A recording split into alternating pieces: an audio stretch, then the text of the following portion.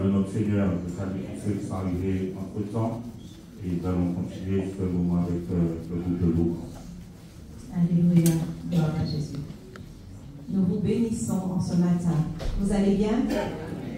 Amen. Quand nous sommes dans la maison du Seigneur, même si nous n'allons pas bien à l'extérieur, mais dès que nous pénétrons ici, nous allons bien. Amen. À qui il est bon de voir des frères réunis ensemble. C'est là que nous nous fortifions, puisque le Seigneur a dit, là où 2 ou 3 sont réunis en mon nom, eh bien, nous sommes fortifiés, nous sommes exaucés.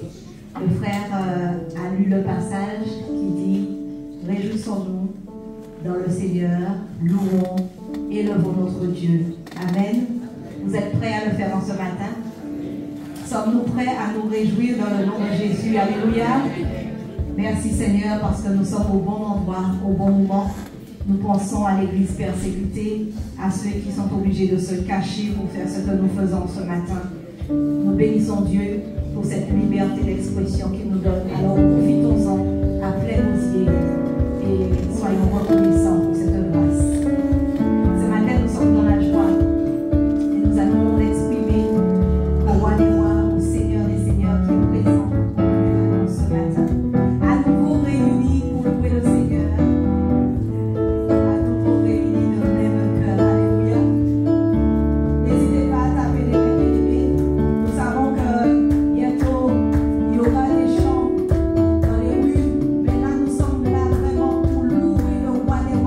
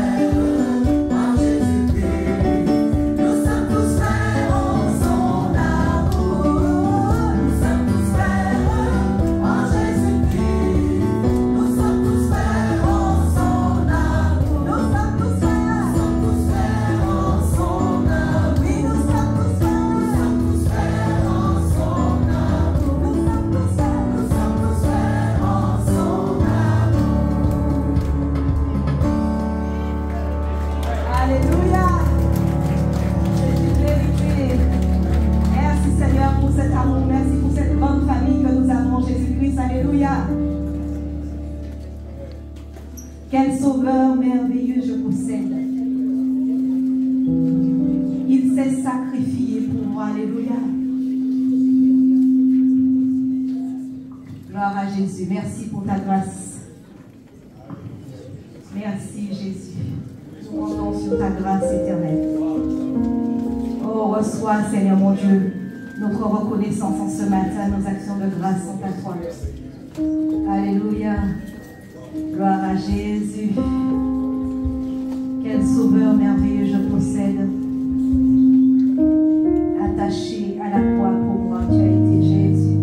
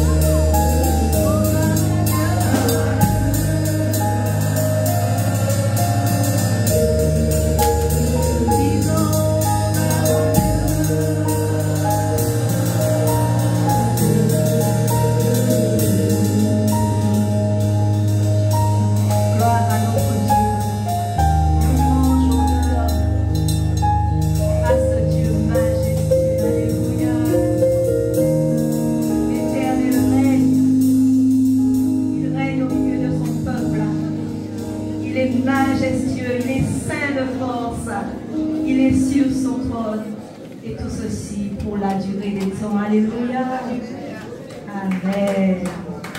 Amen. Amen. Il y a quelqu'un qui a compris qu'il faut applaudir le roi des rois, le Seigneur des seigneurs.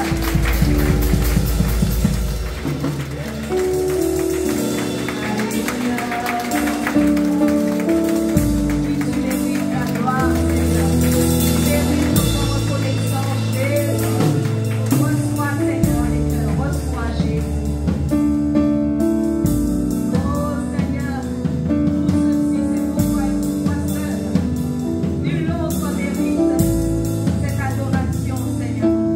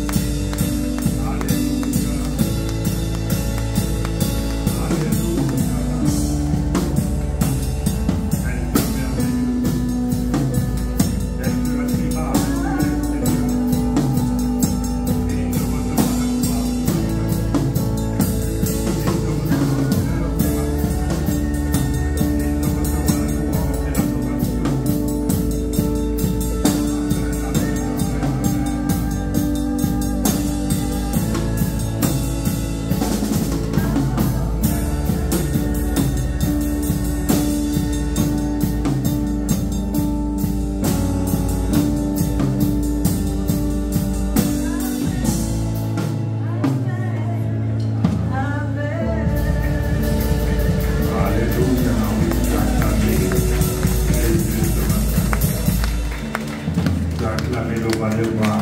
Pas seulement la version. Moi, je suis merveilleux. Moi, je suis formidable. Celui qui a été à la croix et qui nous a délivrés. Celui qui nous a donné la vie éternelle. Jésus mérite la gloire ce matin.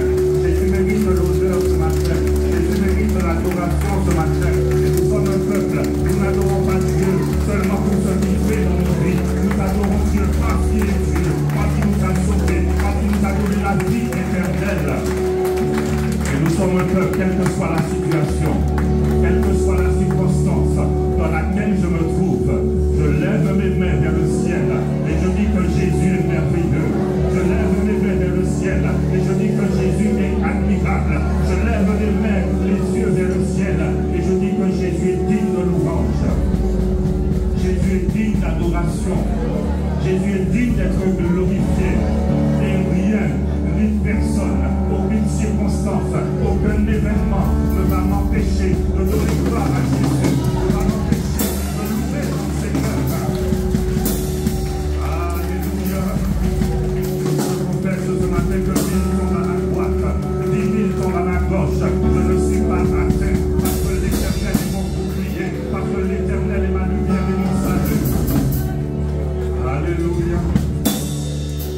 Est-ce que Jésus est merveilleux? Il est digne de gloire. Amen. Il est digne d'honneur.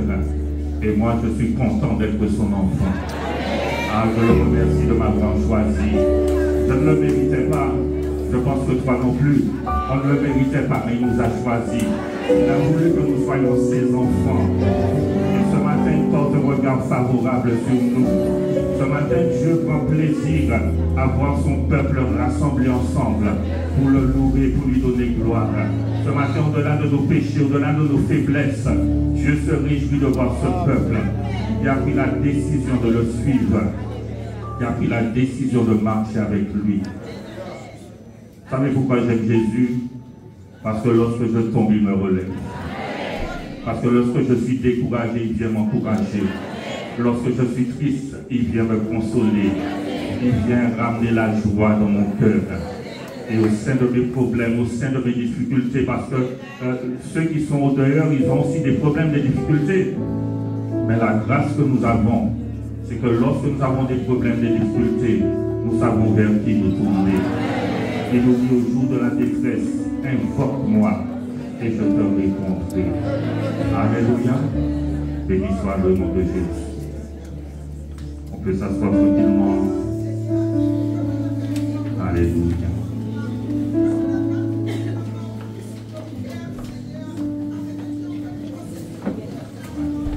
Je vais laisser la personne pour le Père Joël qui va partager avec nous ce que le Seigneur a mis sur son cœur. Bonjour, bonjour, bonjour. Wow. Oh, il y a du monde. J'ai intérêt à bien me tenir devant vous là.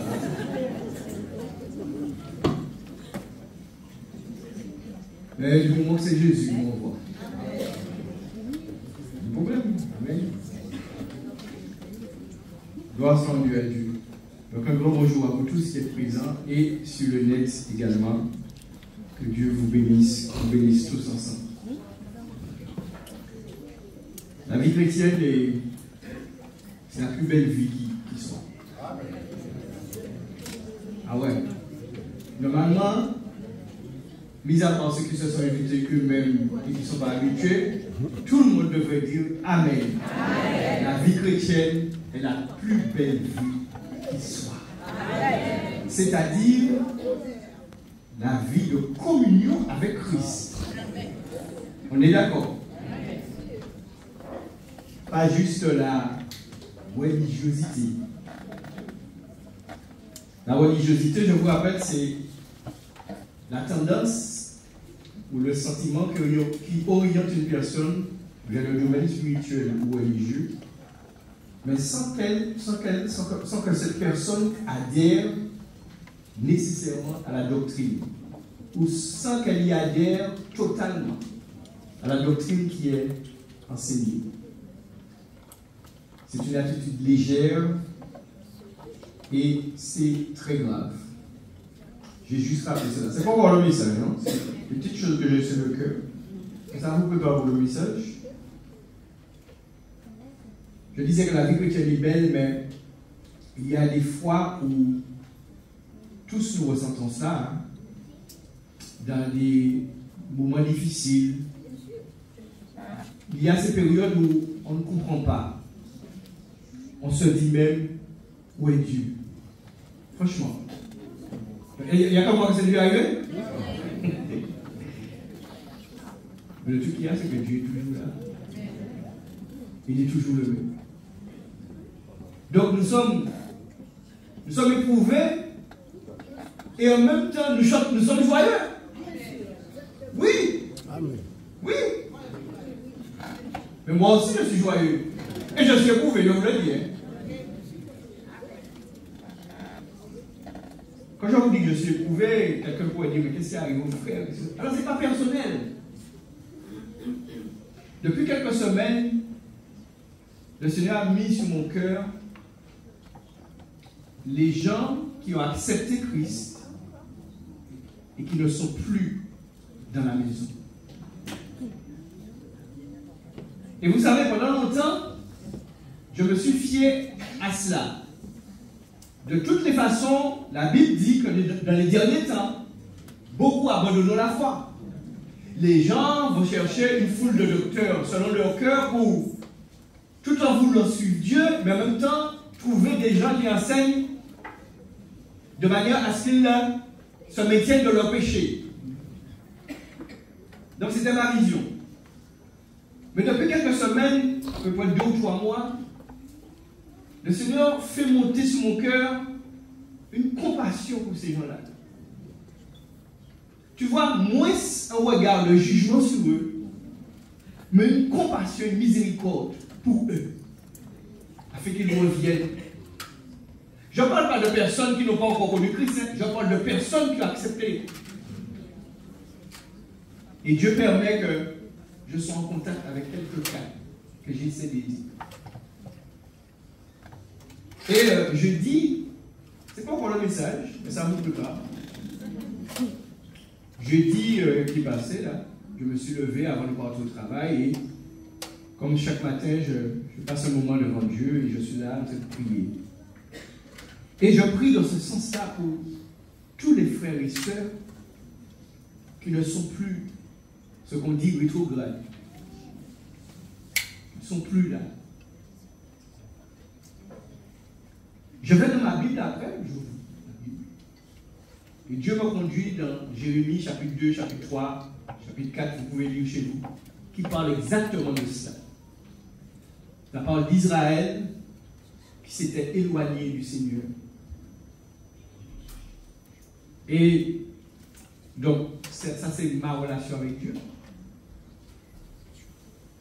Et 5-10 minutes après, mon épouse, à son tour, prend sa Bible à elle, pas la mienne, elle ouvre sa Bible, elle tombe exactement sur le même passage. Et je suis allé au travail, et mon travail, il y a un frère qui, quand il danse, c'est un frère de combat, c'est un frère vraiment sur lequel on peut compter. Puis je lui raconte ça comme je vous dis, David fait.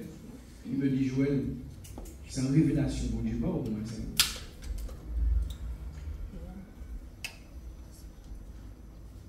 Dans le livre de Malachie, chapitre 3, verset 13, la Bible nous dit que Dieu va dire à son peuple, hein. On parle là encore de personnes qui connaissent Dieu, de personnes pour qui Dieu a fait des choses, des miracles, des choses. Et qui, parce qu'à un moment donné, ils ne comprennent pas ce qui se passe, ils vont dire vos paroles, Dieu va leur dire vos paroles sont contre moi. Et eux, ils vont dire à Dieu, qu'avons-nous dit contre toi? Continue. Vous avez dit. Et est-ce que quelqu'un ne dit pas ça? Il n'a pas dit ça au fond de lui ce matin. Est-ce que des fois, nous ne pensons pas comme ça au fond de nous? C'est en vain qu'on sert Dieu. Qu'avons-nous gagné à observer ce qui se passe? Non, mais qu'est-ce que je gagne? à marcher avec tristesse à cause de l'Éternel des armées.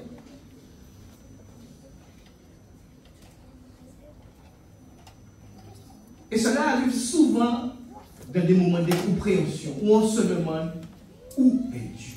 Qu'est-ce qu'il fait? Maintenant, nous sommes heureux les hauteurs, oui, les méchants prospèrent. Ils tentent Dieu et ils échappent.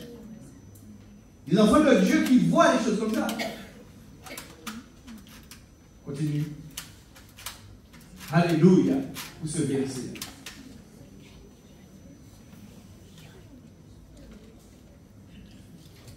Je prie qu'il y ait un maximum ici qui soit concerné par ce verset. Alors ceux qui craignent l'Éternel se parlèrent l'un à l'autre.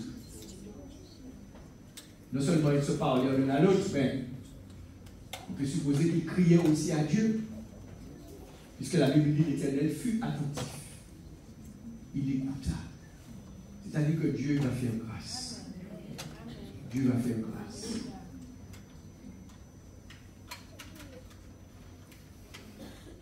À partir d'aujourd'hui et sur les vendredis restants de ce mois, je vais développer un thème. Le titre, j'ai donné un titre, les indispensables. Les indispensables. Aujourd'hui, nous verrons la prière. C'est ça? Indice. Après, nous verrons la foi. Nous verrons ensuite la lecture et la méditation. Les deux vont ensemble. La lecture et la méditation de la parole de Dieu. L'obéissance et la mise en pratique. L'obéissance et la mise en pratique de cette parole. Et puis, je terminerai par la marche par l'esprit.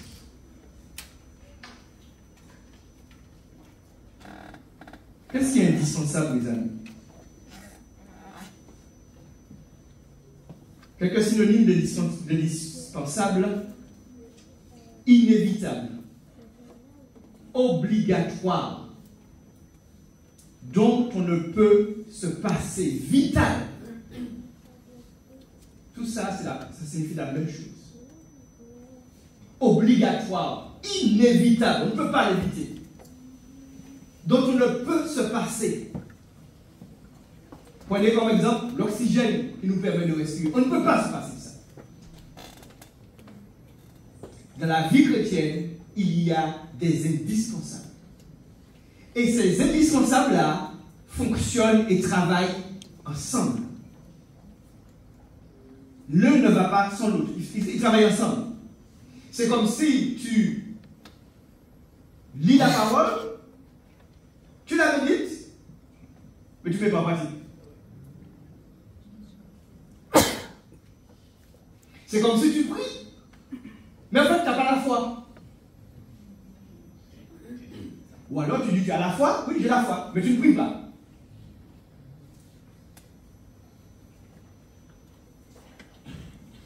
Nous commençons donc par la prière est vitale, les amis.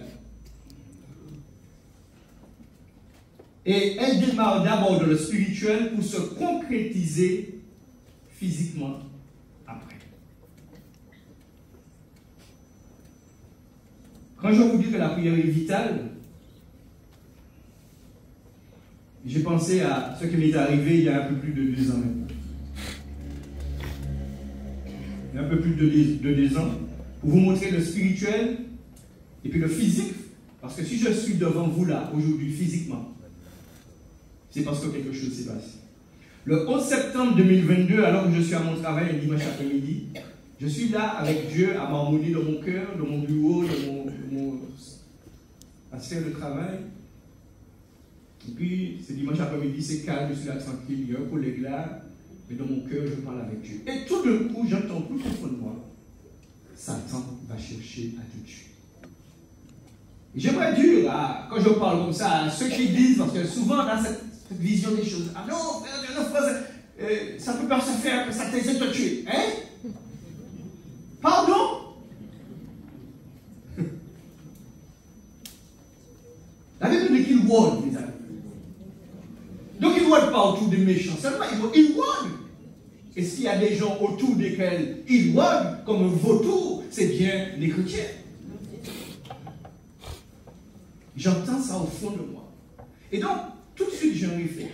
Je sors, et en fixant le ciel, je dis que tout esprit de mort soit lié sur ma vie. Et je dis à Dieu que je ne quitte pas cette terre sans que j'ai accompli tout ce que j'ai à accomplir pour toi sur cette terre. Et puis, on finit puis ça. Terminé. J'ai oublié ça. Le lendemain, je suis chez moi, sur mon canapé, vers 13h. Je suis seul. Et tout à coup, quelque chose me prend au niveau du cœur. Ça commence tout doucement. Et puis, ça va crescendo. Et ça va durer à peu près 2 ou 3 minutes. À un moment donné, je veux courir dans la chambre. Je vous assure que ça vous fait flipper. Parce que vous sentez la mort qui vient. 2 ou 3 minutes, et puis, comme c'est venu, c'est reparti. C'est la seule fois que j'ai vécu ça dans ma vie. Évidemment, j'ai fait le 15. J'ai eu un médecin du SAMU, et etc. On est venu me chercher. On m'a emmené faire des examens. Pendant 1 mois, on m'a donné plusieurs rendez-vous. Je vais faire des tests du cœur, tests de l'effort, des radios, des scanners, tout ce que vous voulez. Ils vont me dire, monsieur, il n'y a absolument rien. J'aurais une anomalie. Donc, on peut penser que c'est naturel. Et donc, j'ai compris que ce qui m'avait été dit. Donc, ça veut dire que Dieu m'a montré qu'il m'a gardé. Et je partage ça avec toi, pourquoi? Parce que toi, tu n'as peut-être pas vécu ça, il y en a qui ont vécu plus que moi. Mais ce que je veux te dire, c'est que le fait que toi, mon frère, ma soeur, tu as envie là, dis à quelqu'un, arrête de gaspiller ton temps. Ne gaspille pas le temps que Dieu te donne.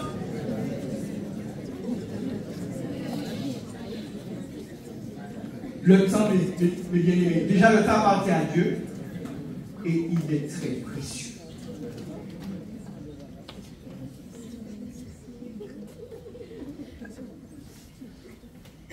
Dans Éphésiens, chapitre 6, au verset 18,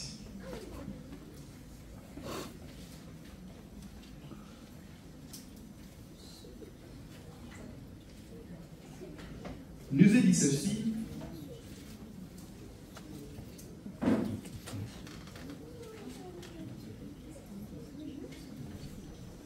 Seigneur mon Dieu, qui est ce matin des oreilles entendre. Seigneur, je suis ton canal. C'est toi qui ouvres les yeux. C'est toi qui sais comment trouver le chemin des cœurs. Pour que ce message ne soit pas juste un message, mais qu'il soit dans les cœurs une révélation. Merci Père pour ta grâce. Mon Jésus. Faites en tout temps, par l'Esprit, toutes sortes de prières et de... Faites en tout temps. Veillez à cela avec une entière persévérance. Je vous dis une chose, mes amis. Il y a une dizaine de jours, je connais le verset, mes bien-aimés. Hein, ça fait plus de 30 ans que je suis arrivé. Je connais le verset. J'ai demandé à Dieu pardon. Parce que je ne fais pas ça. J'ai demandé à Dieu pardon parce que je ne fais pas. Veillez à cela avec une entière persévérance. Va dans la version semeur, s'il te plaît.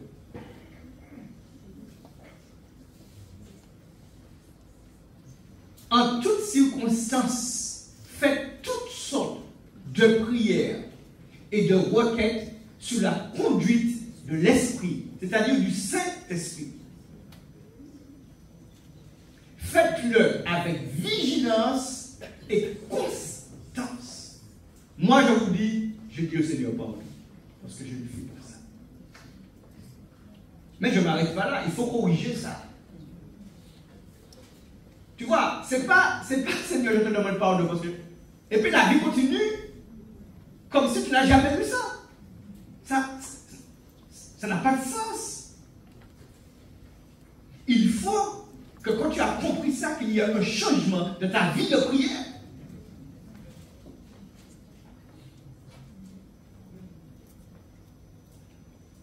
Et c'est l'origine de beaucoup de nos difficultés.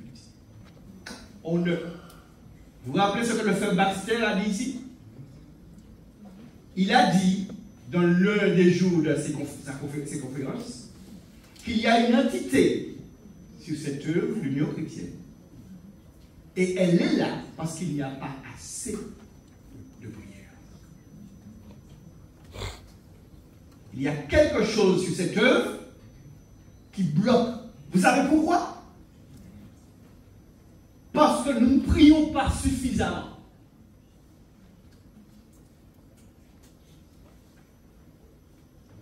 Parce que chacun d'entre nous n'est pas conscient de combien Dieu l'attend dans la prière. On va développer. Vigilance et constance se bondit avec persévérance. Veillez à cela avec une entière persévérance. Et on peut prendre plus haut, puisqu'il nous est dit au verset 10, au reste. Donc là aussi, vous avez des indispensables. Hein? Le Seigneur m'a donné à faire autrement. Mais là aussi, ce sont des indispensables pour les soldats. Pour les soldats que nous sommes.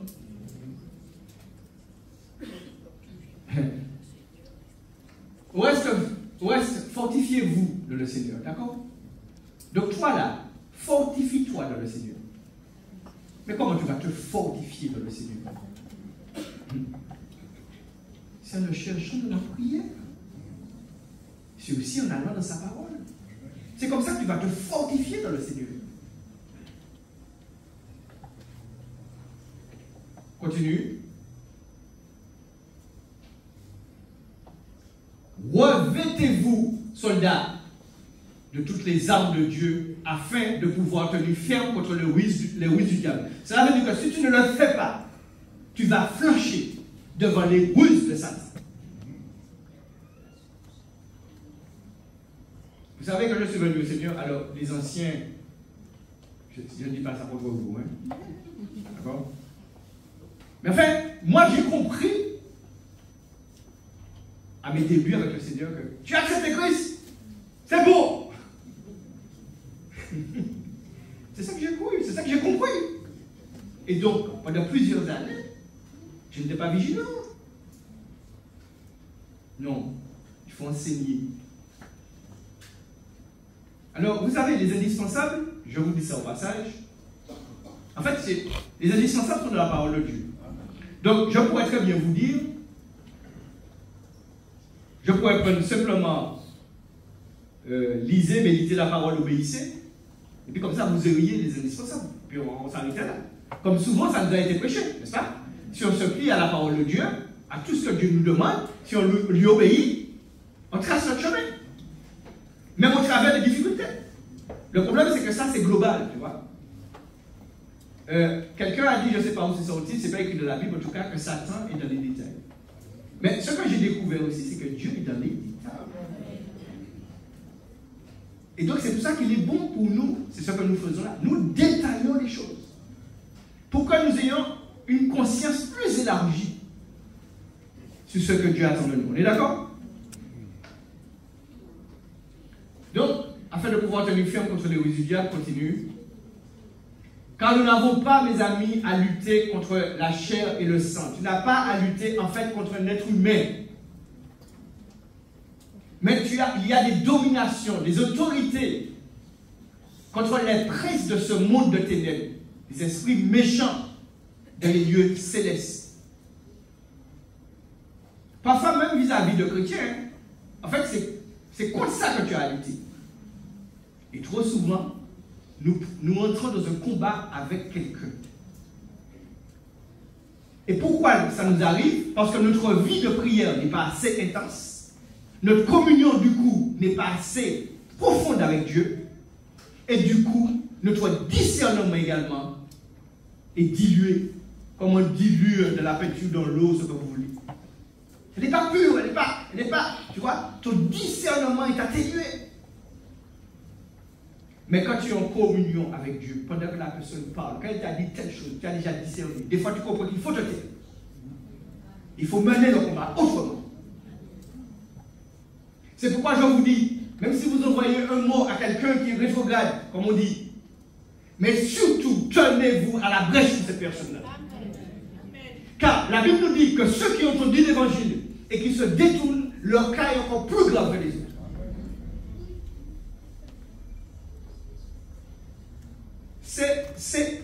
Je ne vais pas mettre de lourdeur sur vous, mais c'est grave, les amis. Et je suis en pleine conscience de cela, parce que le Seigneur a vraiment mis ça sur mon cœur. On continue? Mais la volonté de Dieu, c'est qu'il revienne et que Dieu se serve d'eux pour porter justement la délivrance autour d'eux. Mais pour cela, les soldats, alors tu as toutes sortes de soldats, parce que tu as des soldats. Alors tu as des soldats qui sont dans la maison, mais ils ont déposé. Ils sont assis là, sur les bancs, mais ils ont tout déposé. Bon, au moins ils sont là.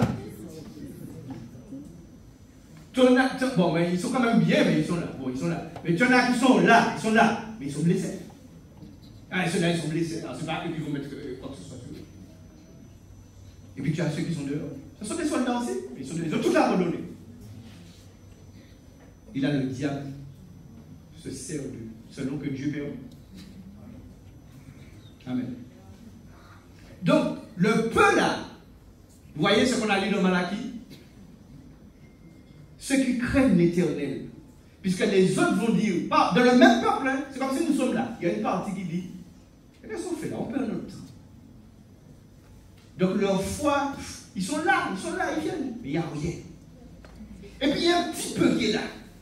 Qui malgré eux-mêmes aussi sont éprouvés, hein, mais ils ont une autre vision des choses. Ils se disent, c'est pas possible, Dieu est vivant. Dieu est vivant, donc on va se tenir devant Dieu. Prenez toutes les armes de Dieu afin de pouvoir résister dans le mauvais jour et tenir ferme après avoir tout surmonté. On y va continuer. Tu vas méditer ça plus tard chez toi tranquillement. Ayez abhorré la vérité pour ceinture. Revêtez la cuirasse de la justice. Mettez pour chaussure à vos pieds le zèle que donne l'évangile de paix. Prenez par-dessus tout cela le bouclier de la foi avec lequel vous pourrez éteindre tous les traits.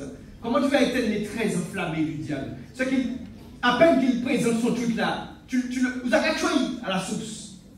C'est par le bouclier de la foi qu'il va faire ça. Donc cela suppose que tu es toujours dans la foi. Une foi concrète, pratique. Pas seulement une foi ici, parce que le frère Joël parle, parce qu'il y a la louange, ah oui, Dieu est là. Et puis sur la route, une fois parti, c'est oublié. Une fois arrivé à la maison, on a fini avec ça. Continue. Le casque du salut, l'épée de l'esprit, qui est la parole de Dieu. Encore. Voilà. Nous parlons de la prière, mes amis, mais nous l'avons vu. La prière dans la foi.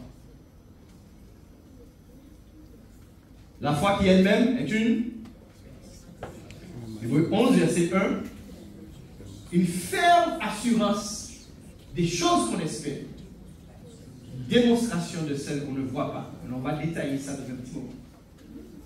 La foi, une ferme assurance des choses qu'on espère, une démonstration de celles qu'on ne voit pas.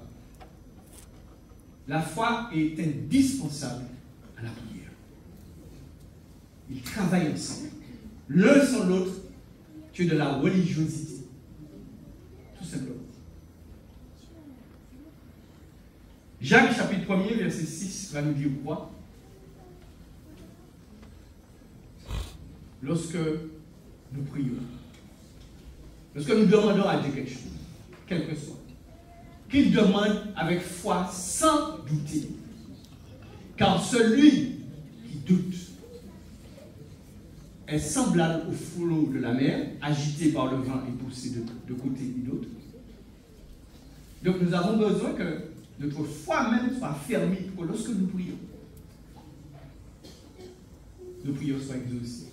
Il nous est dit que tel homme, qu'une telle femme ne s'imagine pas qu'il recevra quelque chose du Seigneur. Donc il va perdre son temps.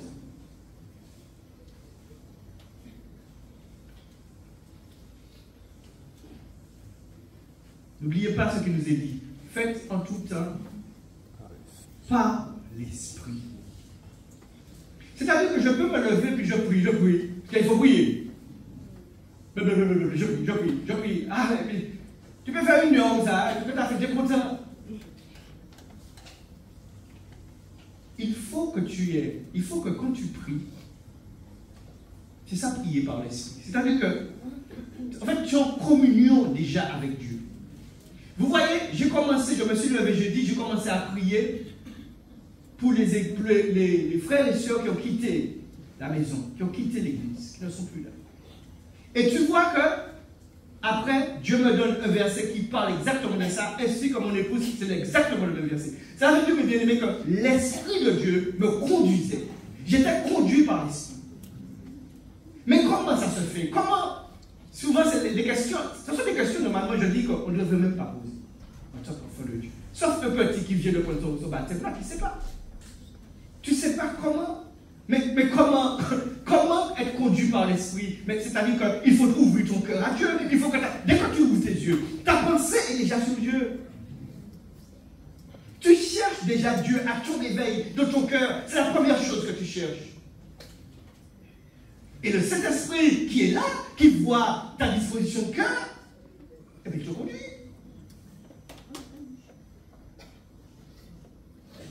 Quand tu es conduit par l'Esprit, Dieu, c'est pour ça que le diable, effectivement, veut nous conduire de la chair.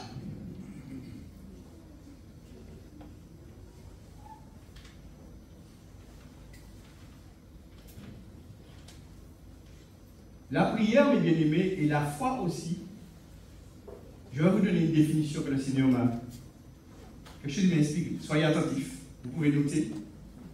C'est très important ce que je vais dire. La prière et la foi, en fait, c'est comme un plan. Mais c'est un plan dans l'esprit avant. J'avais parlé de ça lorsque j'avais parlé ici une fois des réalités physiques et spirituelles. Je vais reprendre la même chose, mais pour cela. Mais bien aimés, mes amis, tout ce qui est autour de vous là, autour de nous là, avant que ça existe, quelle que soit la chose, on a pensé d'abord à la chose. Ce n'est pas possible que ce pupitre-là, quelqu'un se met avec une scie, il fait n'importe quoi, et puis non! Dans son esprit, il a déjà une idée. Même si à la fin, ce ne sera pas peut-être 100% comme il a eu dans son esprit, mais il y a une première idée qui est là. Et ça part de là. C'est-à-dire que ça part de l'invisible avant tout, pour que ça puisse se concrétiser dans le physique. Oh! Comprends bien ce que je dis là, c'est très important ça. C'est la conception. Ce que je viens de vous dire là, c'est la conception. Qu'est-ce que c'est que la conception de l'objet? Quand vous achetez un appareil ou quelque chose, vous allez voir souvent maintenant que c'est écrit, par exemple, conçu en Allemagne, mais fabriqué en Chine. Conçu en Allemagne, mais fabriqué en Chine. Ça veut dire que cet appareil-là, il a été pensé par des ingénieurs allemands. Et puis, on vous met bien ça, puisque comme c'est en Chine, on fait, pour bien comprendre, attends, nous voyons en Chine, puis on fait moins cher à nous, mais l'intelligence l'idée là, tout belle là, c'est nous, c'est allemand l'idée. Conçu, la conception commence. Et donc, cet appareil, il a été pensé. Puis, on a mis sur un croquis. D'accord? On a fait un plan. Et puis, qu'est-ce qu'ils ont fait? Les Chinois disent, mais non, ça va vous coûter 5 000 € pour faire ça? Mais non, mais nous, on vous prend 200 € pour faire ça. les Européens, tout ça, ils ont dit, ah ouais, ça nous fait plus de bénéfices. Les Chinois vont dire, oui, mais attention. Attention. On veut le plan. C'est pour ça qu'on est mêlés là maintenant. Ils sont mêlés avec eux. Vous avez vu ce qu'ils ont fait? Ils ont eu les coquilles de tout. Ils ont eu tous les plans. Maintenant, c'est eux qui fournissent. Cela veut dire quoi, mes amis? Cela veut dire que la base, c'est le plan. Georgie, tu veux fabriquer quelque chose, mais tu ne sais pas comment le faire. Or, moi, je sais comment le faire. J'ai la connaissance. Ben, la tête même, moi, ça va exactement ce que ça doit faire. Eh bien, ce n'est pas moi qui vais te payer pour que tu puisses le faire. Mais c'est toi qui vas me donner de l'argent pour que je te communique comment le faire. Le pouvoir, c'est moi qui l'ai. Ce n'est pas toi. Avec le plan, il suffit que quelqu'un sache lire, il a des appareils, sans problème. N'importe qui nous garifie. Mais ce qui est important, c'est le plan. La conception, c'est quoi, mes amis? C'est comme, on parle de conception, ça peut vous faire penser à un bébé. Quand on vous dit que le bébé est conçu, ils ont conçu. Ça veut dire que le petit spermatozoïde a été fécondé l'ovule. C'est une petite tête d'épingle, l'ensemble. C'est rien. C'est une petite goutte. La conception. Mais dans cette rencontre-là, avec le spermatozoïde et l'ovule, il y a déjà Georgie avec son nez, ses yeux, sa bouche, tout est déjà là. Wow! Je pense que quelqu'un est dans la production. Parce que l'Ecclésiaste dit que tu ne sais pas comment la vie se conçoit de l'œuvre d'une femme. Personne ne sait comment. Comment ça se fait, mes amis, quand de une tête d'épingle, il y a déjà tes 2 mètres, il y a déjà tout.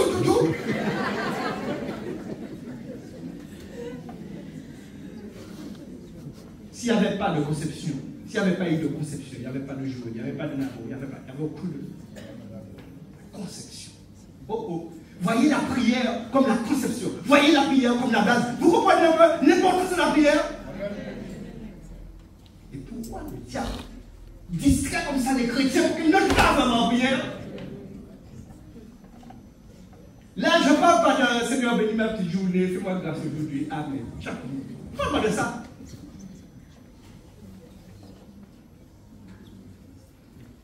On va revenir sur ça. Avant d'exister physiquement, mes amis, la chose existe, prend vie dans l'invisible, dans le spirituel.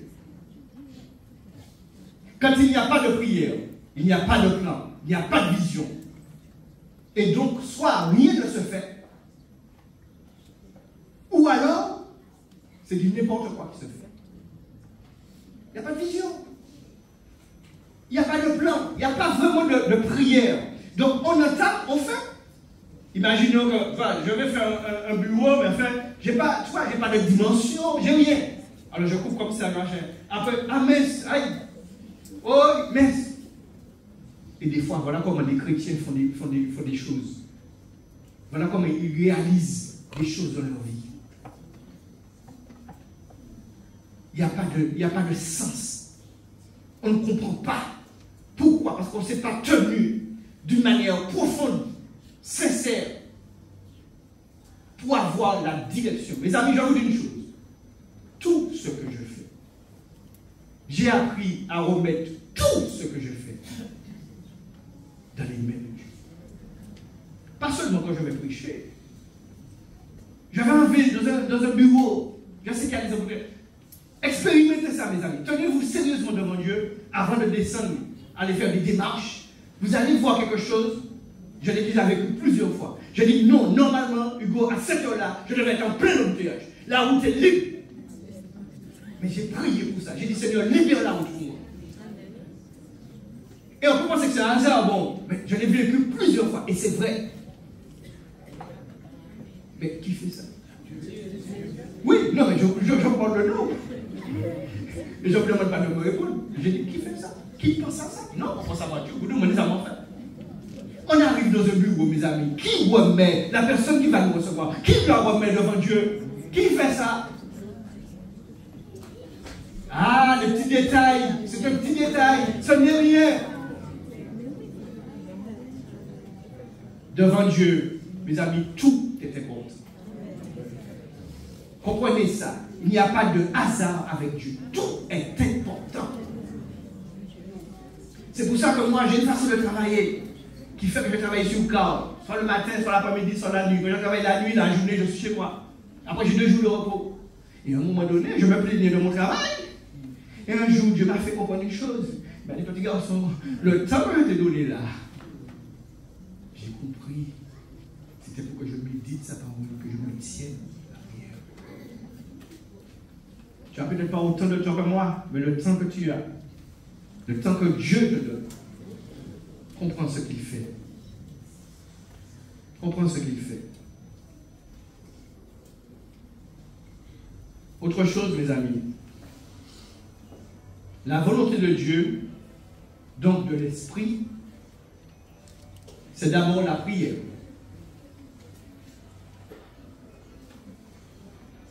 Ne vous mettez pas à zouker là. Restez concentrés sur ce que le Seigneur veut que vous compreniez ce matin. Ouais, lâchez moi vite là. Bien aimé, soyons vigiles. Non, mais soyons vigiles. On n'est pas un combat, mes amis. Nous sommes dans une lutte. Je vous dis ça.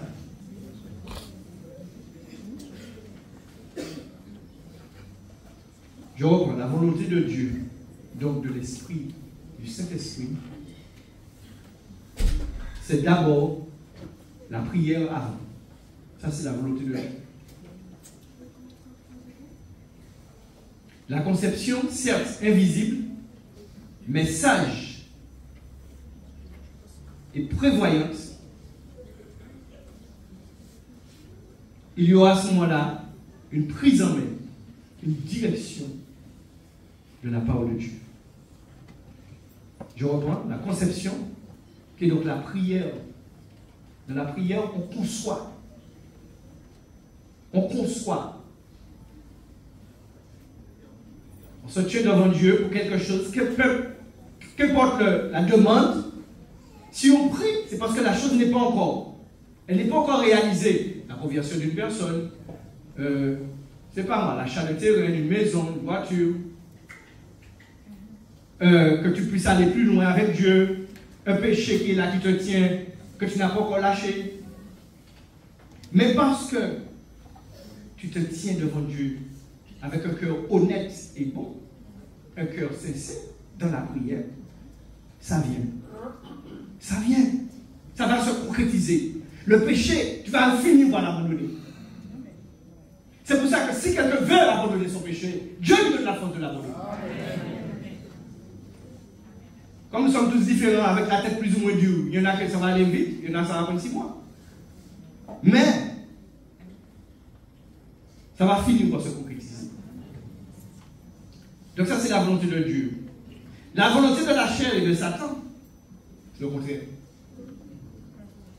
Tu sais quoi? La volonté. Quand tu prends ta voiture là, tu pries pas, puis boum, ça c'est la chair. Ça c'est Satan. Le jardin, qu'est-ce qu'il fait? Elle vit que l'arbre était agréable. Voilà. C'est bon à manger. Elle va croquer. Le diable, il fait le contraire. Il t'entraîne dans la chair. C'est pas valable pour tout. Hein. Le Seigneur dit pas de relation sexuelle avant le mariage. Qu'est-ce que ça t'en fait? Il va pousser à consommer avant. La chair avant. Et après, c'est la déception. C'est la tristesse. C'est le regret. Et c'est son objectif. C'est ça.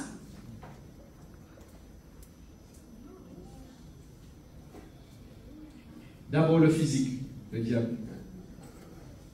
Pour nous amener dans la réalité spirituelle négative, l'enfer, pour pleurer après, pour regretter. Alors, il y a la prière sous forme d'intercession. Donc, l'intercession, c'est quoi? En fait, c'est toujours la prière. Hein. C'est prier pour quelqu'un ou pour un groupe de personnes avec compassion. Et puis, il y a la supplication. La supplication, en général, c'est pour ses propres demandes. On supplie Dieu. L'intercession, en principe, pour les autres. Et la supplication pour soi. Maintenant, si on supplie pour quelqu'un, ce n'est pas un problème. Ce qui est important, c'est de prier dans la foi.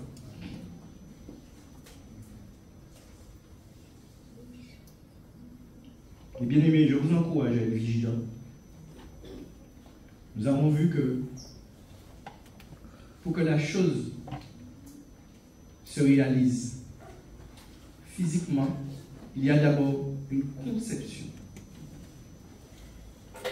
La conception, c'est de la pensée. Ça prend naissance. La chose prend naissance dans l'esprit, dans l'invisible, dans l'être intérieur. C'est important. C'est là que ça prend naissance. Donc la prière de la foi donne naissance aux choses.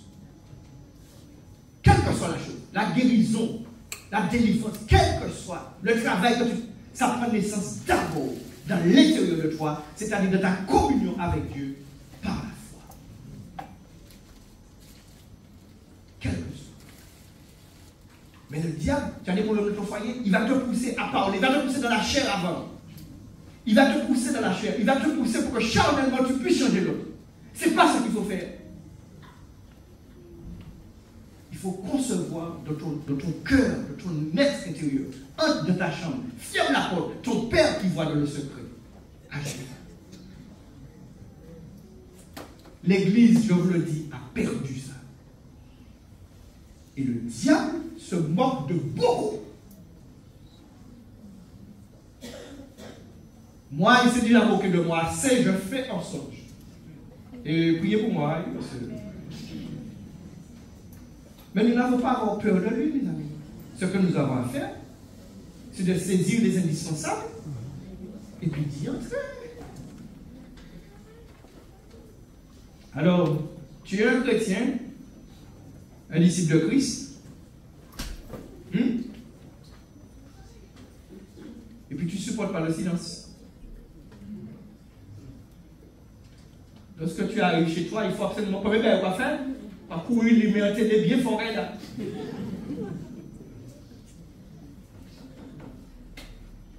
Allez. Ok, tu es un disciple de Christ. Tu ne sais pas que tu es appelé à prier? Tu ne sais pas que tu es appelé à intercéder?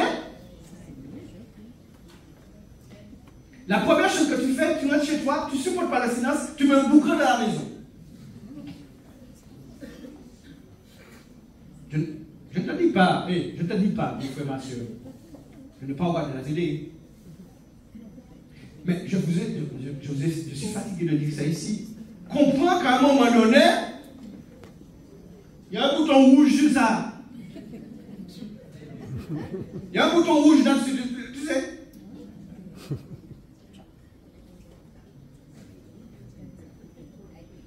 À ce moment, tu auras le silence du.